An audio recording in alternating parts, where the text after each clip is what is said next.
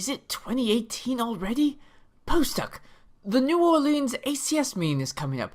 I need data. Again. Yeah, I got a little bit of data to present, but I really need some new equipment. New equipment. Well, time to make it rain. Damn. Yeah. Yeah. Yeah. Woo! Nice. This is awesome. You have no excuses now. Yeah. Yeah.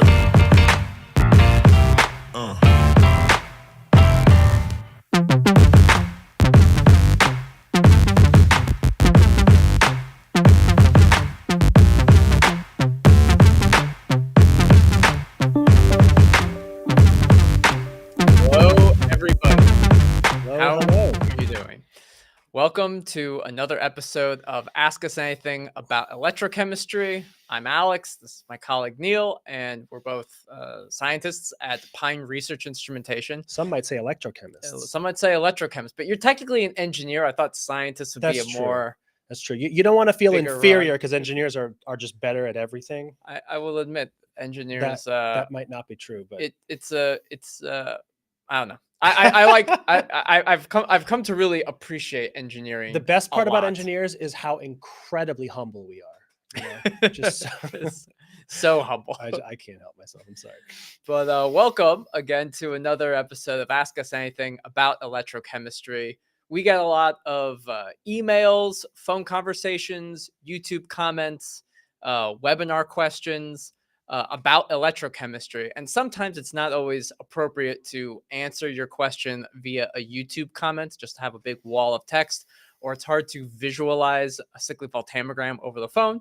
So we started this live stream to use a variety of different audio visual tools to help teach you electrochemistry and help you with answering some of your questions that you have on electrochemistry. This live stream lasts about 2 hours. We always do it on Fridays from 1 to 3 p.m. Eastern Standard Time. Sometimes we go a little bit above 2 hours, sometimes a little bit below. And we try our best to answer your questions about electrochemistry. If your questions are a little bit too specific to your very, very niche electrochemical system, we might not be able to answer them.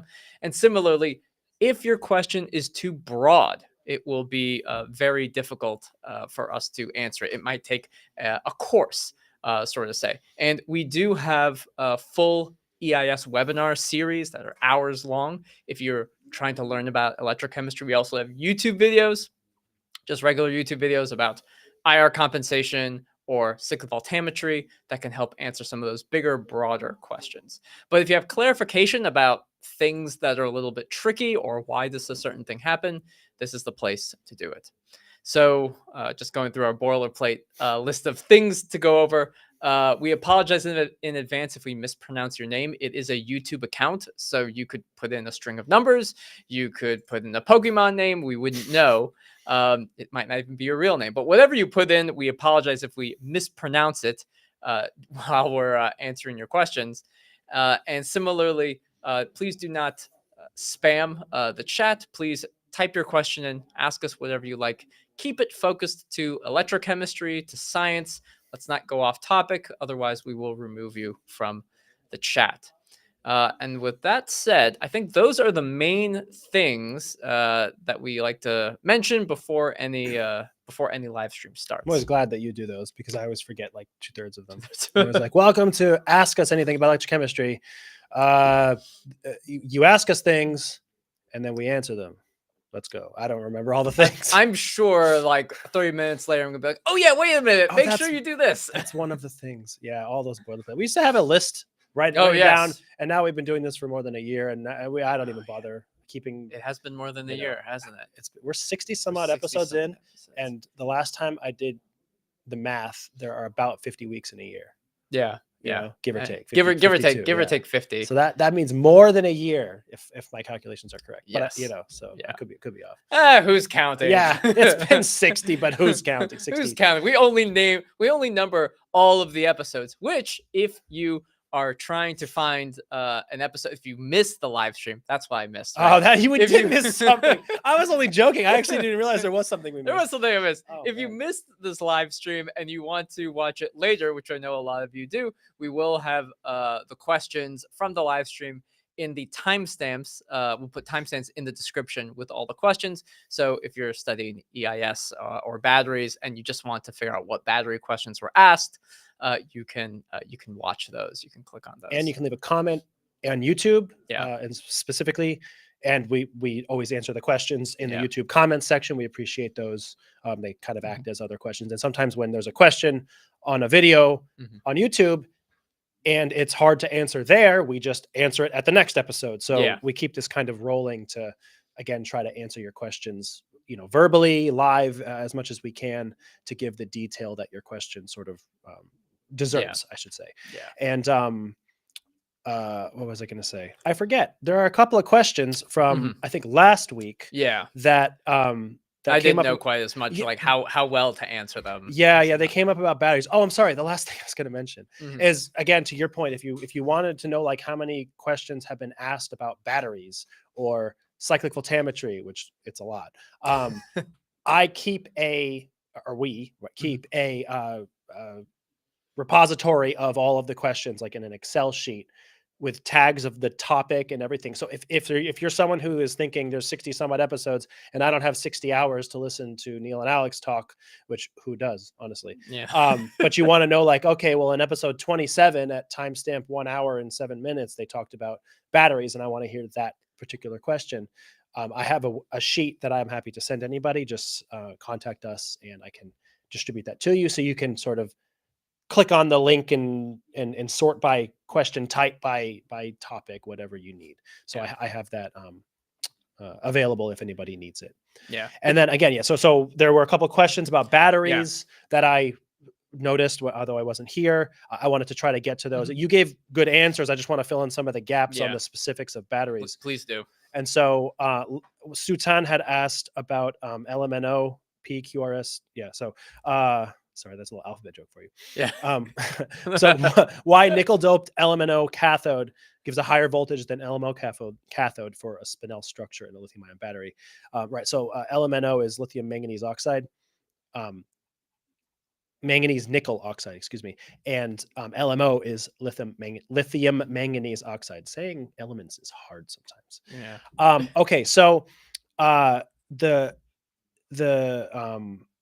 short answer to this question is thermodynamics, right? It's actually not a very easy question to answer, probably without doing some very fundamental calculations involving like Gibbs free energy and things like that. So, you know, when you talk about like this particular reaction, right, the oxygen evolution reaction or the lithium insertion reaction, what have you, right? We tend to use a tabulated value for like the standard potential at which that occurs, right? So E0 is 900 millivolts versus NHE or something of that nature. Okay. We get that kind of analysis. But if you recall the Nernst equation, is that what it's called? Yeah. That's right. Man. Favorite. Basically, or is this actually, is it basically delta G is NFE. That's not the Nernst equation. It's not the Nernst equation, but they're related. They're related. Yes. Way. I just wanted to plug the Nernst equation because it's your favorite. But my favorite. Effectively, what I'm trying to relate is that the standard potential is associated with the Gibbs free energy, which is a thermodynamic quantity, right? And so when the process to calculate the standard potential, and I promise I'm getting to the answer to this question with this explanation, the process to get to the standard potential of any half reaction is by basically subtracting the standard Gibbs free energy of the products minus the reactants. You subtract that, you get delta G, and then delta G equals NFE. That E is the potential at which it occurs. So as it relates to your question regarding lithium manganese oxide or lithium manganese nickel oxide, a spinel, whatever structure, the reality is that Both of them perform the charge or discharge reaction in a lithium-ion battery, probably in a similar fashion. Right? I think there's three fundamental kinds of ways that a battery. This is more specific to anode, but I think cathodes are somewhat similar. And basically, there's intercalation, there's conversion, and there's alloying, and the intercalation mechanism is kind of, I believe, how this operates. And so, in other words, you have this manganese oxide or manganese nickel oxide, like transition metal oxide, this structure, right? The spinel is a weird kind of mixed valence, but it's just another form of metal plus oxygen, right? It's like usually it's like a cobalt spinel is like CO3O4, and it has like a mixed. It's like some of it's like half of it is +2, half of it's +3. It's a kind of a weird. You can read literature on this. I'm just sort of mentioning some of the oddities of the structure, but effectively lithium intercalates into the valence or the lattice or the structure, whatever the right term is here, goes in and goes out depending on whether you're charging and discharging. And the energy, the Gibbs free energy associated with that can be calculated if you know the Gibbs free energy of the products and the reactants. So sometimes these are tabulated, sometimes you calculate these, but basically, if you're getting a higher voltage when you add nickel, it's probably because along the way, somehow, the Gibbs free energy associated with the nickel spinel material is greater or less than, depending on the case may be, than just the one without nickel. And so when you were to calculate the change in the Gibbs free energy from reactant to product, when you do the charge discharge process, with the nickel, it gives you a different Gibbs free energy, which then correlates to a different E0. That's really the answer, because the higher voltage of the battery you're referring to is the difference in the potential between the cathode and the anode. The voltage of a battery is just E cathode minus E anode. And so in this case, what you're doing is, of course, you have E cathode. Let's say anode is the same for the same graphite material, right? Your E cathode for the nickel material is probably higher, slightly higher than the E cathode of the one without nickel. And so the voltage of your battery is slightly higher. That's it. It's just thermodynamics. I just wanted to link it back to the Gibbs free energy, because that is likely the root cause, if you will, of why the voltage or the potential associated with the lithium intercalation, deintercalation reaction of the material containing nickel is higher or different in general than the other one. So I hope that's a little more context of that sort of battery specific material for you. Do we have any live questions? We do have a live question. We got one from Adaptive Oracle. Adaptive Oracle says, "Hi, Neil and Alex. I hope you're doing well." I think we are doing well. Thank you. We're doing I great. hope you're Thank doing. you. I hope you're doing I hope well. you're doing even better. Yes, on a Nyquist plot, are there electrochemical systems which regularly show low frequency tails with an angle below 45 degrees? If so, what does it mean? So let me draw something to hopefully make sure that we're referring to the right thing. So I'm only going to show, because I probably don't know. I don't know the answer to the question, but I think just to clarify, and can people see my screen? Yeah, okay, I shared it. So if you have Z, and then you have negative Z imaginary here, and you have kind of a one semicircle, and then you have a tail that's coming off, but in this case, normally it's 45 degrees. What you're referring to is a tail that's less than 45 degrees. Is that? I want to just confirm. I think that's what you're talking about. You're talking about asking. this instance right here. So, yes. Okay. So I mean, that's my impression as well. That's and my I'm impression answering of what for this person. So that's not the same, but I believe that's what they're talking about. So. Yeah. Okay. All right. So just to make sure we're all on the same page, so you can confirm that. I don't know what that means. So I was hoping you would help. Yeah. So the other thing that I can do is use our software to show this in a simulation. So let me. Oh, I need to share it first. Yeah. That would help. Let me share our software. I can simulate this. make sure I am sharing it there, Alex. I think. Yep. I think it's Yeah, right. you are sharing. Simulate and circuit simulation. All right, let me make one and kind of show you what. yeah, So and this would be an adaptive oracle has confirmed Okay. that this is indeed Perfect. the what it is. So All I right. will So let me just create a quick hide that for now. quick one here. So this is constant phase element. I'm going to make the minimum 0.1 so I have some space to operate. This is probably going to be a little larger so that doesn't go so far. I don't care what my R1 is, it's irrelevant. And I want this to be a little bigger so I get some behavior that looks like something you want to see. That should be roughly what you are talking about. In the pan and move it around. So I'm going to forget about the Bodhi plot. We'll just kind of focus on the Nyquist plot because that's really more the business of what your analysis is with here. So here's a typical kind of a situation. We have Randall's element, and then we have a 45-degree line. And that corresponds with an alpha of 0.5. And so the first thing, which I know maybe not be exactly what you asked specifically, which is what is it? What does it mean? What does it mean, or what does it look like? I guess does it happen? So the answer, in short, is that sometimes, and I'll get to that. But for a 45-degree line, it's an alpha of 0.5, and that corresponds to diffusional behavior, right?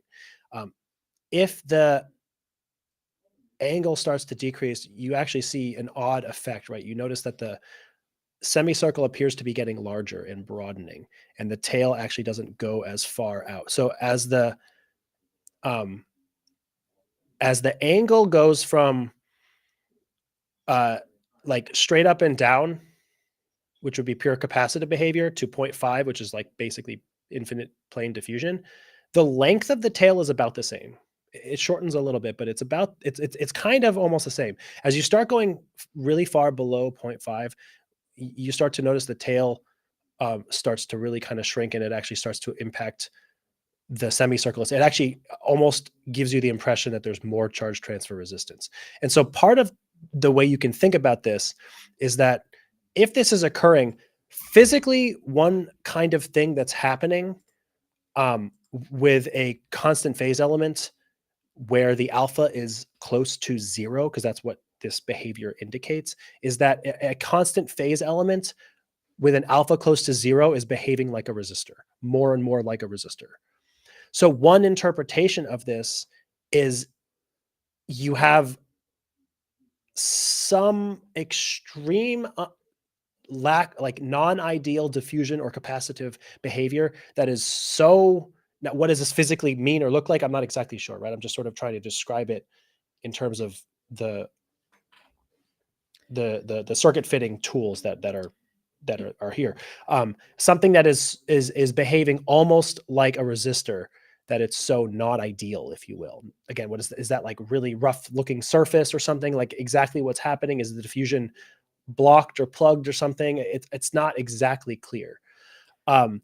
And you're adjusting the alpha for the capacitor that's in series with the charge transfer That's resistance, correct. right? It's So not- that's the one that's yes, being it's switched. the one that's in series, so it's where the W would be if you're putting a Warburg. Yeah. Okay. Not the other one is the double layer capacitance. Yeah. The one that's on its own, so to speak. Yeah. Okay. Okay. So that would be what I would say is a possible or plausible explanation if it's occurring. And the big caveat is it's a real phenomenon, because the other possibility is that it is occurring, but it's not real, and you should do Kramer's Kronig on data. So you do see this from time to time, and I have seen such cases. For instance, where people are getting this kind of like horizontal line, right? That's kind of what it looks like at low frequencies. It sort of just creeps out to the right strangely. And quite often it's actually something is drifting, like something isn't right. And when you do Kramer's Kronig, you'll see that the fit doesn't really match the points at the low frequency, either well or at all. And so sometimes that is what is going on. And I tend to feel more along those lines, let's just say, which is that I'm dubious that there's an easy or maybe in some cases any real chemistry explanation for why you would see that in an impedance spectrum. Even in spite of what I just said, like, oh, it's some non-ideal situation that's like highly resistive. Even that is, well, what exactly? I always try to bring things back to like what's physically happening, like what's Yeah. really going on. It's like the inductor the size of Yeah, Wisconsin. that's right. Right.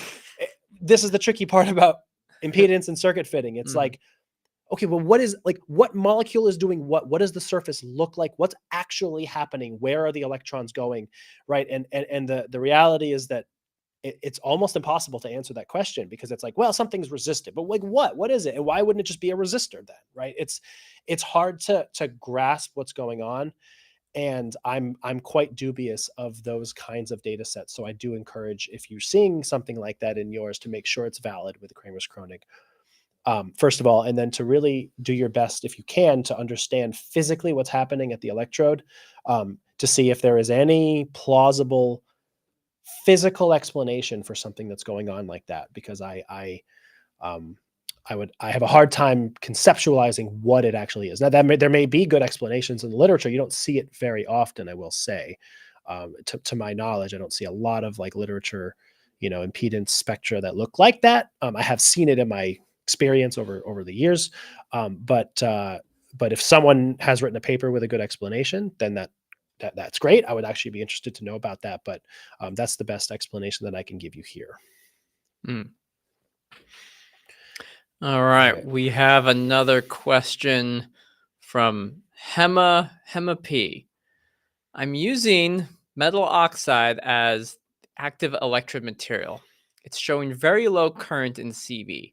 How can I increase the current? Just kind of hearing out. So I would we need to know a little bit more about your electrochemical situation, your electrochemical system. I'm assuming you're saying that you're getting very low current compared to something like a standard glassy carbon electrode rather than, say, your metal oxide electrode or your platinum electrode. And when you're getting current, we would need to know a little bit more about what kind of current. There is capacitive current, but there's also the Faradaic current associated with an electron transfer. And usually, if you are studying some kind of Faradaic process, you're oxidizing or reducing a molecule in your CV with your metal oxide material, you can increase the current by, say, increasing the area of your electrode. It may also be related to the area, the concentration of your species. You know, the electrolyte material, all the things associated with, say, a diffusion controlled redox reaction, and possibly whenever the current is low in the CV, depending on what your system is, you can try to increase the voltage. But my guess, without knowing too much, is with the metal oxide, there may be limited sites on your metal oxide where the redox chemistry is happening. It isn't unusual that, say, whichever metal oxide you're using, there may not be as many active sites, or it requires an active site for the redox reaction to occur.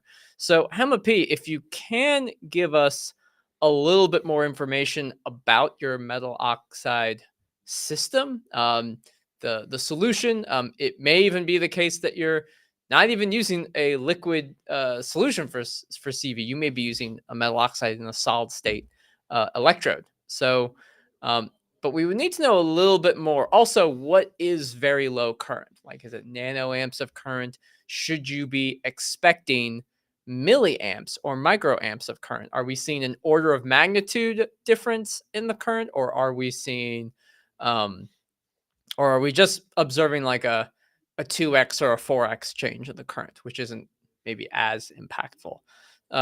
But those are my kind of initial impressions. If the current is low in a CV, these are the things that usually are associated with it. And we also want to know your metal oxide current in the CV is low compared to what? Are you comparing it to another conductive electrode of similar size? So those are all things to consider. It may even be the case that, it's a low current when compared to a much larger electrode that you have. Well, then it's just an area question. There's not a fundamental reason why your chemistry isn't working. But Hema P, hopefully, let's see. Yeah, nothing P, yet. nothing else. But we'll keep an eye out if you have another question or a follow up, sort of say. I think I want to get to the last one from last week, and then we'll move on. Yeah. I see there's another question. We'll give a little bit of time. So Hema or Hema, if you have any follow up, let us know. Yes. This was again just from I think last week or the week before, anyway, whatever it was. Yep. When I wasn't here, Gargi. it was a question about battery fabrication from Gargi here. And they said, while preparing the slurry for electrode fabrication, the general process is to add activated carbon, PVDF, and the sample. Is it necessary to add activated carbon? And so one of the things which, I didn't know anything about if you're a battery weirdo like me, you see PVDF and you know exactly it's the binder. It's polyvinylidene fluoride. It's the binder used in the inks for battery electrodes. So I was poor close. Alex is like, I don't physical vapor physical deposition, vapor. It's so fluorine. close. Yeah, physical vapor deposition of fluorine. of fluorine. Fluorine. That's the next best That's the next explanation. best. Yeah. So no, but I'll give my opinion on this, but actually the main thing that you answered is I will repeat it because I think it's actually good advice, which is to say, and maybe you had more chats with this person and they clarified a little bit, because your main advice was actually exactly spot on, which was to say, if this is a procedure in a paper, right, and you're trying to copy it, or you're trying to recreate, for example, results of some sort that you've found in published literature before you perhaps branch out and do your own, so something of that nature, then you should absolutely follow their procedure, because this is just the crux of our whole scientific endeavor, right? Collectively, we are all publishing papers and publishing information, doing research and sharing it with each other at conferences and in published publications, peer-reviewed publications. And if nothing else, confirming that, you can create someone else's experimental setup and get similar results. Nothing's ever going to be exactly perfect, of course, but then that's worthwhile, right? And you'll learn some lessons along the way, I suppose. And so if you're reading a paper and they have this particular recipe for a lithium ion battery anode or cathode, and they added this activated carbon and everything, then that's probably what you should do. That being said, my personal opinion or my input on this specifically is that I would not myself prefer something like activated carbon in a battery ink for a battery electrode. And the reason is that battery anodes in particular, which usually have some amount of carbon in them. I think cathodes, I think they put some as well, but anodes are the ones that usually have, it's like active material, carbon, and binder. Those are the three main ingredients in a battery anode ink. The carbon's pretty much sole purpose in a battery ink is to provide conductivity. That's its own, basically its only purpose. That's not the only thing it does, but that's really its primary purpose. Okay. And then the other thing that's interesting is that there's so much research on carbon, graphene, graphite, glassy carbon, right? There's so much carbon work in the electrochemistry community, right? And very often, unless you're using glassy carbon as like a substrate or something of that nature, when people are making powders of carbon of whatever type, most of the time they are trying to maximize the surface area, decrease the particle size, things like that, right? To make it more active, to make it more, the activation is usually like you use really high voltages to, it does something to improve the surface area or the electroactive area. So I'm not like too familiar with the activation process exactly, but it's something like that, right? I'm not either.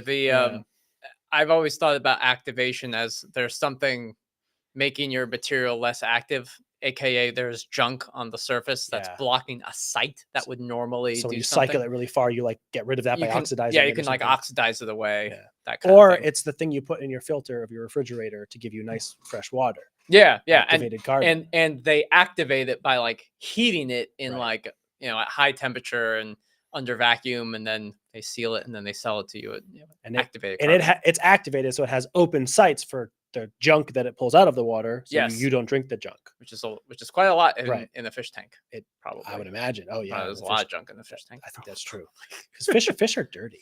Sorry, we're getting off Oh topic yeah. here. So dirty. But right. So the point of this is that in that situation, whether you've heated it or whatever, the activated carbon is like designed specifically to have like more surface area and more activity and everything like that. That is really not what you want, generally speaking, as a carbon additive in a battery. And the reason is that you want conductivity pretty much only. And so there's the most popular, to my knowledge, carbon that's used as an additive for commercial batteries is called Super P. You can look it up. You can Google Super P carbon, you'll find it or whatever. And it like specifically is made with a low specific surface area. And it's like, why would we make garbage carbon on purpose? It's like, this is the reason, because it has really good conductivity, but we don't want a lot of surface area. And the reason is that electrochemically, the higher the surface area of your carbon, the like thicker the SEI you're going to get, the more secondary storage mechanisms you're going to get, the more possibility of ripping apart the electrolyte you're going to get, the more possibility of a false increase in your capacity that you'll get. And these are things that are not tenable. They're not good solutions for batteries. So you're studying whatever material, like tin, nickel, manganese, phosphorus, whatever. You're studying some other material, right? A lot of times you have to add carbon because the material you're studying is either a semiconductor or it doesn't have the greatest conductivity. So you add carbon to get those electrons where you need them. So the charging and discharging can occur. But carbon also can act as a lithium storage material. You're going to get some lithium storage, and that's part of it. That's normal and expected. The problem is that the carbon with a huge surface area means that more of the solid electrolyte interface, where that electrolyte is decomposed and deconstructed a little bit to form this sort of film, this transitional diffusional film, you could think of it like a diffusion layer on the surface, that is helpful when it's like a controlled SEI. But if your surface area is huge, the SEI is bigger, it's thicker, there's more of it. And then you'll get charge can be secondarily stored in there. If it's too big, it can collapse. It can cause other problems. It can lead to battery failure, or again, false positives, so to speak. Like, look at what great capacity I got. It's like, no, you didn't. Your material isn't doing anything. You could put a bunch of tree bark with a bunch of carbon and pretend that you have a good battery anode. You didn't. You just chucked it full of carbon. So that is just a little background information on the activated carbon, the high surface area carbon. That's the opposite direction that you want to go generally with battery inks and construction. You want low as low as possible, ideally, percentage wise and like surface area wise. It's just there for conductivity. That's pretty much its purpose. All right, very good. We have a question from Ahan Shuria, I think. Again, sorry if I mispronounced your name. Ahan is asking how to find the products of electrolysis, and then he goes on to specify, how to predict the products of electrolysis according to preferential discharge theory. So I need to look up what preferential discharge theory was. And Wikipedia and Google don't have great answers, but basically, the idea of what preferential discharge theory is about is just if there's an applied potential, if there's applied charge on a surface, the ion with the stronger affinity for it is going to do some reaction with it, and the one with less affinity is not going to do it. So it's just so predicting the products for electrolysis in a very general sense is just based on the applied potential and the electrochemical table. So I think I should be sharing my screen now. But one thing you can think about is so when you're doing any kind of electrolysis, what you're doing is over time you are applying some kind of potential, some E, and you're just holding it over time, and then you're looking for some species. Now maybe you have a soup of different things. And by soup I mean an electrochemical A solution. delicious minestrone soup. Delicious minestrone soup of stuff. And of course you have your system, and then there's some voltage. This is going to be the E that you apply between the two electrodes. Let's just draw like this. But you have different things. Maybe you have copper, you have zinc, you have nickel, you have all these different things. And you're trying to predict which one of these is going to be plated. And these all have some kind of plus charge on it. Maybe this is +2 or something like that. So the way to determine and predict which one of these is going to plate on the electrode is based on looking at the kind of the electrochemical table, which you can find on Wikipedia. But in these tables, you'll see stuff where it's like the hydrogen. Oh yeah, they always do them as reductions. So let me do that. So on the table, they always put it as reductions. They always have stuff like this. This plus 2 electrons gives you hydrogen gas. And this is V equals 0. So your 0, your baseline is the SHE or the NHE, depending on, this will be SHE if you're looking up on a table. But then you're going to find things like nickel, I don't know, nickel plus gets reduced to nickel at some minus, I'm just making these numbers up, minus 0.2 volts. I don't know. But maybe you have copper gets, let's see, again, copper again gets reduced at some kind of like plus. I can't draw because I just can't draw. So that's at -2 volts. This is for nickel. Do you want the real nickel? I just looked it up. Oh yeah, sure. What's the real? So nickel 2 plus 2 electrons goes to nickel at minus 0.257. Minus 0.257. You were only off by almost 2 volts. Wow. It's 2 plus 2, but anyway. Wait, 2 plus 2. 2. It's a 2 electron process. Yeah. 2 electron process. Yeah, it's a 2 electron process. Anyway, this is not that important. I just if you want the numbers, I pulled it up to sort of help it. Yeah, so minus 2.2. No, I'm sorry. It's minus 0.257. It's just it's a 2 electron process. It's a 2 electron process. It's minus okay. 0.257. Okay, because I was like, I'm not off like that much. No, Right, it was 0.257. And then copper. Yeah, same thing. Reduction. It's usually a 2-step because it goes from 2 to 1 and then 1 to 0. So let's just 2. The 2 plus 2 electron to 0 is positive 0.337. 0.337 volts. Yeah, Okay, so like you have these numbers while you're doing your electrolysis, and so you need to think about, okay, if you're at a certain voltage versus SHE, which process is going to be more thermodynamically favorable? And a negative potential refers to a positive delta G, and a positive potential refers to a negative delta G. So if you're applying, say, plus, if you're at like plus 0.4 volts, this process is going to be favored. Similarly, if you're at minus 0.3 volts, then the nickel process is going to be favored. And I kind of think of these, we draw them on tables like this, but I always kind of think of them a little bit as like redox couples. So it's like maybe you have donor acceptor states on different levels, sort of say. And maybe this diagram isn't making any sense, but like this is energy. And at different potentials, you have the E naught of a specific redox process.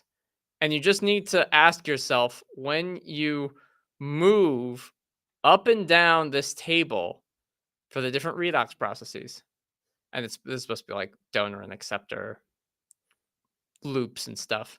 But as you move up and down these redox processes, what process is favorable? If you're here, then you don't have enough energy for this process or this process to occur, but you have enough energy for this process to occur. And similarly, if you're all the way up here, there's no overlap for these processes to occur. So your energy and the electron transfer is going to occur here. So this is the way that you can kind of estimate in a soup of different things. And of course, I'm just talking about metals and things that actually occur in the solution. But if you're talking about bulk electrolysis, like you're doing an oxidation or a reduction reaction of like an organic species or a metal with lots of ligands, or even electron transfer to the ligand that then transfers to the metal, then there may be a little bit more like organic chemistry that's occurring, and you need to use organic chemistry to determine what product of electrolysis is going to occur. But I hope that kind of answers the question. Han, I hope this is helpful. Please let me know if this is sufficient, or if you need further clarification on predicting what electrolysis products you're going to generate. This is also helpful because I was listening to when I was at Case Western for one of the WEIRDEST workshop, and they were talking about etching baths. And etching baths are used to etch away at certain metals in different for like the semiconductor industry. And this company was wondering, like, why doesn't this etching bath only etch this one material and not the other material? And when you figure out that, like, well, the etching bath has a specific potential and it's above the potential of what's required to etch this other material, it's like, well, it won't happen. It won't happen because the energetics are not favorable for etching. There's no way you're going to get electron transfer from one to the other in this bath. So thinking about it that way from an energetics, as opposed to preferential discharge theory, I think might be the way to go. I honestly have never heard the phrase or term preferential discharge theory. Well, you know what the scariest thing that you just said was? What was that? You might have to use organic chemistry. You may have to use organic chemistry. I'm out. Yeah, you're out. This is not ask us anything about organic chemistry, because I don't like organic chemistry. Yeah, we're not so. That was not my great. favorite. It's not my favorite undergraduate. But Wish I was better at it. Me too. Actually, that's not true. I'm glad that I wasn't good at it, so it didn't tempt me. Yeah. I went into a much better field like electrochemistry. Yeah. Oh, goodness. It looks like Arav has a question Yeah. about conductivity decreasing with dilution. So, I mean, the short answer is that there are fewer solvated ions, and the conductivity, again, sort of specifically, I assume you're talking about ionic conduct. Like, there's conductivity is one of these things that's a pain in the butt, because there's electrical conductivity and there's ionic conductivity, and which one are you referring to? It's not always clear, right? Okay, but if you're talking about dilution, I assume you're talking about like the ionic conductivity and an electrolyte, something like that. Yeah. And so the conductivity, think about what that is. It's basically, conductivity is how well something moves charge around. And the movement of charge is when positive or negatively charged something moves from one place to another, right? In solution, that's pretty easy to conceptualize, because you have water or some other solvent, but just use water as the easy example. And you have salt dissolved. Now, sodium chloride or whatever, sodium sulfate, whatever. You have positive cations and negative anions. They're dissolved and solvated, which just means they have water molecules around them, basically, but they're moving around in solution. And so the conductivity is effectively a measurement of, some aggregate of like how much of those charged things are hanging around and moving around, and how well can they move around, because like big ions move a little more slowly than small ions. There's ionic mobility is built into this. But effectively, the short answer is actually quite simple. If you dilute an electrolyte, you add more plain water, you decrease the concentration, which means that per like area or volume or amount of space, you have fewer charged things hanging around, whatever ions they are. And those are the things that are contributing to the movement of charge, which is the conductivity. So it's actually very, that's a very direct kind of thought working through process, I guess you'd say, as to why that's the case. If you have plain water, it has almost no conductivity perfectly pure deionized water has basically no conductivity, right? So Yeah, it's like 18.2 mega ohms is Yeah, like mega ultra ohms. pure water. Right. Which is Super- also that's effectively the number that's like as pure as we can basically get it Yeah. with modern, those Technology. millipore systems, whatever they are, right? Yeah. Whatever it is, it's still not perfectly pure. There's like, parts per trillion or whatever the heck it Oh, is, yeah. but Yeah. effectively, The moment it's exposed to air, there's like CO2 is there's dissolved stuff in it. Exactly. You're So gonna it's have got carbonic acid immediately. Exactly. Immediately in your solution. Effectively, there's almost nothing there. And so that's like the most dilute you can get because there's nothing positive or negative charged. I know it's not entirely true, but just pretend it is, that can move, right? And so there's almost no conductivity. And so as you start to add salt and go the other direction, you add more stuff that can move, and it's super easy for charge to get through, and so the conductivity goes up. And so that's an explanation for the relationship between concentration, I guess, dilution, right, and conductivity in solution. So here's there's a question from Al. Alabama, yeah, Algeria, and anyway, and it's a little puppy is the icon. It's very cute. That's nice. What are new class of electrolyte for energy storage devices other than DES? And DES, I think, is deep eutectic solvents, I believe. Or is it distributed energy storage? Distributed energy storage? Yeah, I don't know what you mean by Not so DES. That's a good question. Yeah, maybe we don't know. To the best of my knowledge, the one that people are seemingly always looking at and trying to get working well, especially for batteries, are ionic liquids. Mm-hmm. It feels to me kind of like a holy grail kind of a situation. There's always some amount of research looking at ionic liquids as a possibility. They have some challenges because they're more viscous. I think they have the fusional properties are a little bit worse. Things like that, and one of the problems with them as well is that they are really, really expensive. But they offer some advantages because I think they are deep eutectic solvent. Okay, so you were right. So deep eutectic. Okay. Yeah. So anyway, the ionic liquid to me feels like one of these because they're super stable. They have no vapor pressure. And they can withstand like insanely high voltages. So they people I think a lot of times are looking at ionic liquids, because they would open the door potentially for like really high voltage batteries, which can give you like more power and things like that. So I have always, it's been a little bit of time since I guess I was really deep into the research. Of course, I'm not in graduate school or as a postdoc anymore. But I remember that being one of the things as far as batteries for energy storage devices, like ionic liquids was always this thing. People were trying to overcome the hurdles and the obstacles because the promise is so great.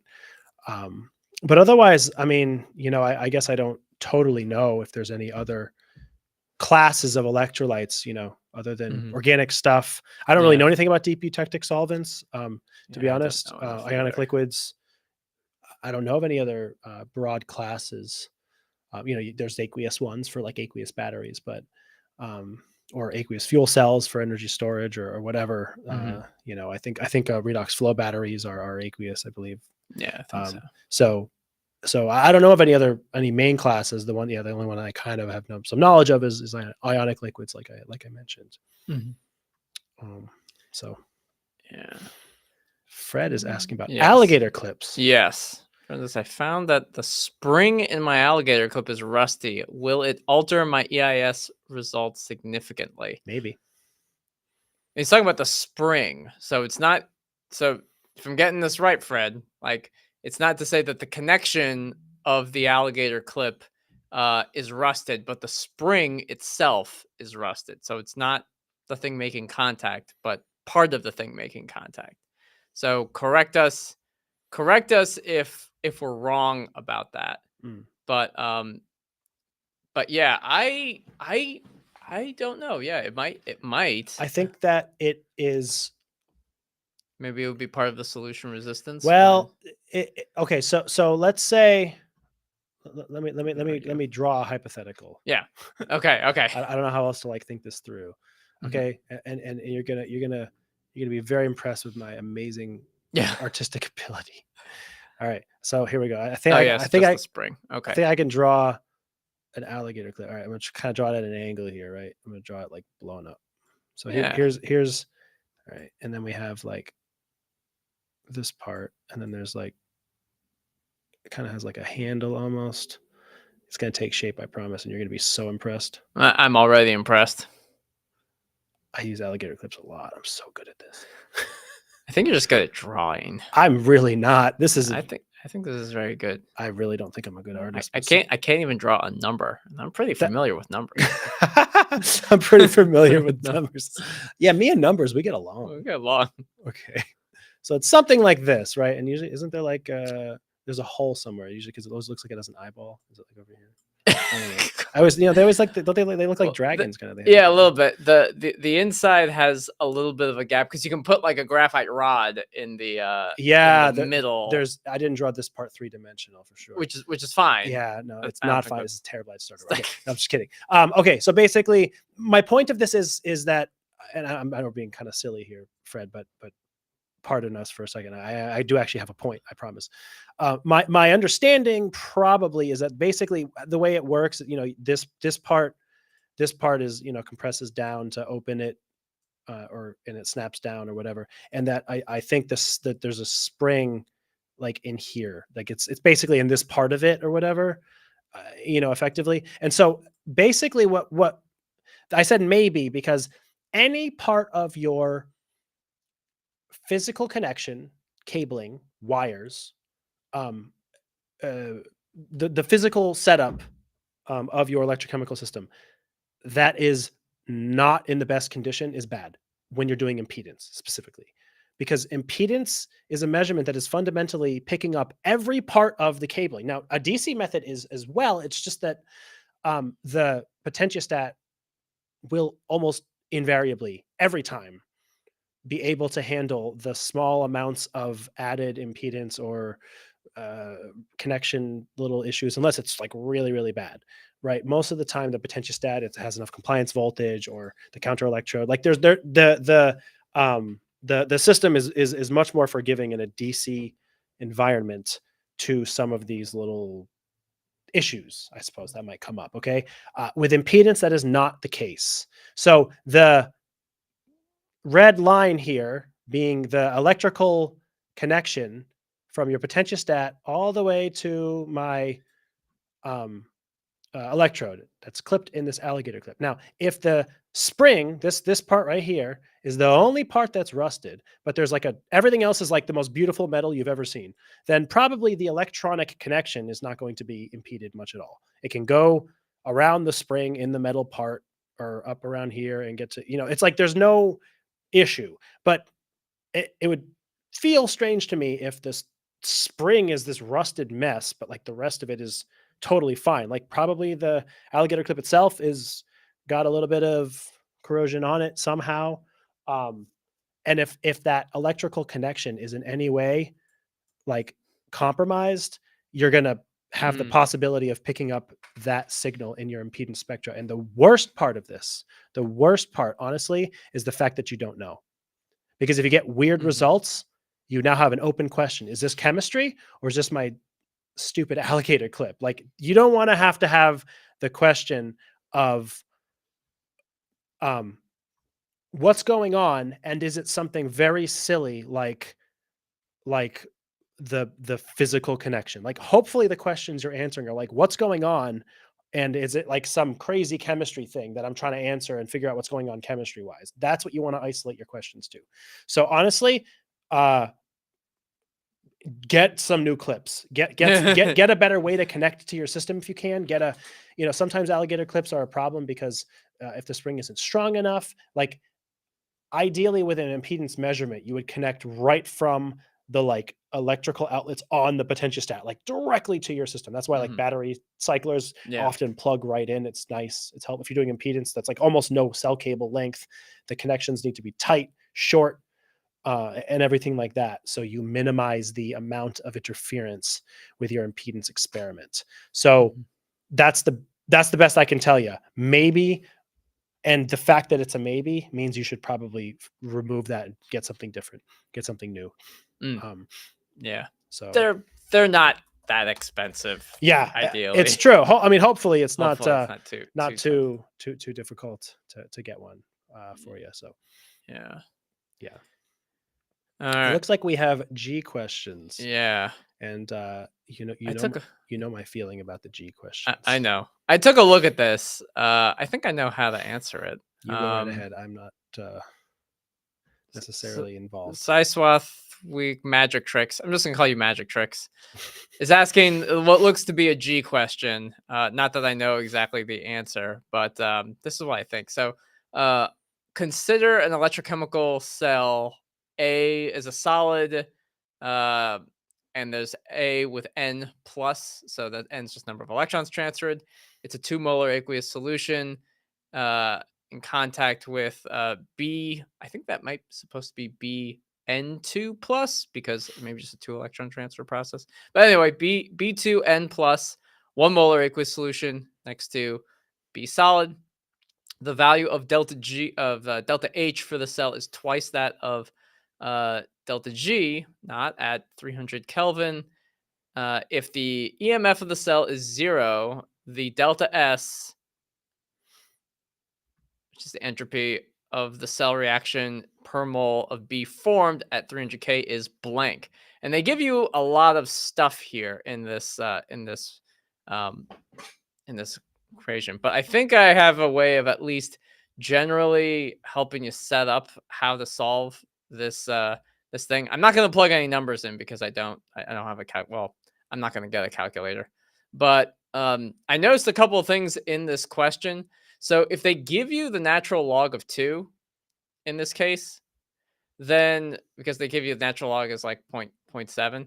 So in this case, this is useful because they're using the Nernst equation, my favorite. And so when they mention that the cell potential, so remember the cell potential is equal to the standard potential minus, I think it's, what is it? RT over NF. RT over NF, RT over, I can't even draw T, NF, natural log of products over reactants. It's okay to be impressed by my alligator clip drawing. You have a very okay. Yeah. T. It looks like a hat. The little hat, yeah. So I'm like, oh well, they're giving you, if this is the case, then it's just like, okay, well, this is just 2. So you're gonna take not 2. This is just your product B over A. So you have 2 molar, and that's just gonna be 0.7. So this is just gonna be 0.7. And then you're going to multiply it by this whole thing. I'm not going to plug those numbers in, but you can know like number of electrons transferred, Faraday's constant RT, and then your cell potential is 0 here. So with that in mind, you're able to figure out what your E naught is, right? This is 0 because your EF is 0. And then you have some numbers, you can plug this in. You can then put this to the other side and you get your E naught. Your E naught is equal to, let's see, delta E naught is equal to minus delta G. I think, was it? G is NFE. NFE. So it's over NF, right? NFE. Wait, no, be over NF. Oh, yeah, right. Over NF. So you got that. So you can do this over NF. And then you can solve, again, for delta G. And then delta G is equal to delta H minus T delta S. You know that, what was it? They said like one 2. One of them is 2 times the other one. One of them is 2 times the other one. So then you can just convert this to like, what is it? Delta G is just twice that. So you just have to do 2G. Yeah, this is just G over 2. And then you know what these are. You can then, and you know what it's the other way around. Sorry, I mean, it doesn't matter. Whatever. H is twice of G. Oh, H is twice. Yeah, so that's 2G, not G over 2. But okay, yeah, you had the right idea basically. Okay, so I'll just lasso this guy up. So that's So that's 2G. 2G. Yeah. So this is 2G, 2 delta G. Mm. And then you just solve for S. Yeah, solve for deltas. And that's how you do it. So that's how you would solve it. I'm not plugging numbers in because that would take a while. But that's the like math and process and equations you use. You can use the Nernst equation. You'd use the relationship between E naught and delta G, and then they gave you information about the relationship between delta H and delta G. So then you can use this relationship to solve for the entropy. Good on you for answering. They're they're a little fun. They're a little fun. It just takes you back, you know. Yeah, it just takes me back. Just takes me back to those old days. Yeah. I guess I won't go on my rant. We'll just move on. Yeah. Oh, if it was a harder question, I'd be like, nah, I don't want to do this. Yeah, But that's the I'm point. like, yeah, You're supposed to figure this out and learn. This is an entrance exam. this is an entrance exam.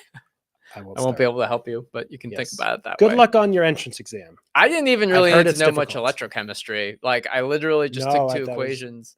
I did, you know, it wasn't until I started graduate school and then started getting into it that you started having some more electrochemistry, Oh yeah. you know, whatever related testing or classes or Oh, whatever. Yeah. I didn't have, it was not, most of it was just research, you know. For Yeah, me. yeah. No, Yeah. me too. I barely used any of that stuff. But let's see.